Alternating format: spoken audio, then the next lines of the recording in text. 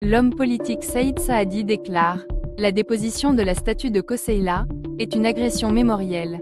C'est au moment où Alger conditionne ses relations diplomatiques et économiques par la surenchère victimaire que l'innommable est commis. » Sitôt installée à Kenchela, la statue du résistant Koseila a été déposée par la municipalité qui était pourtant informée de l'initiative de longue date.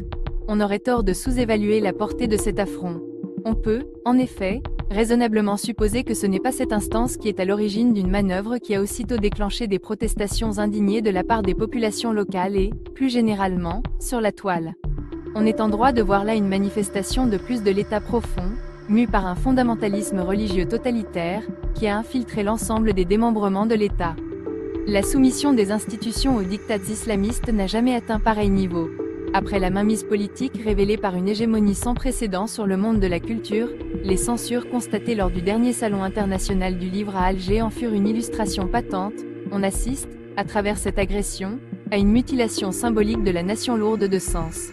Le régime se satisfait du fait que la pieuvre islamiste qui impose ses conceptions et décisions ne pratique pas la violence. Le parti Le Front islamique du salut avait recouru à l'action armée pour s'emparer de l'État. Dès lors que les attributions des institutions sont confisquées par le pouvoir parallèle, la violence n'a plus lieu d'être. La situation actuelle marque un recul moral, intellectuel, idéologique et politique sans précédent.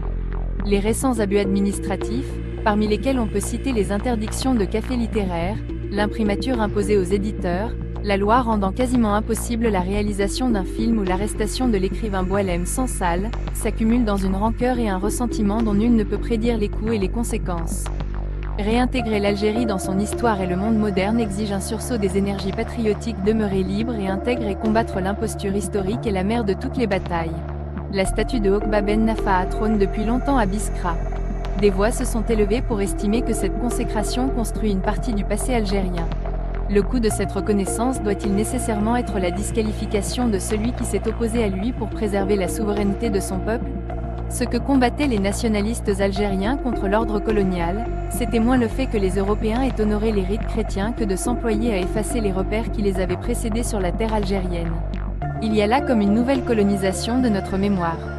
L'attaque de Kenchela vient rappeler deux problématiques récurrentes dans notre histoire contemporaine, l'amputation ou la falsification de l'histoire qui sont à la base de l'impasse algérienne.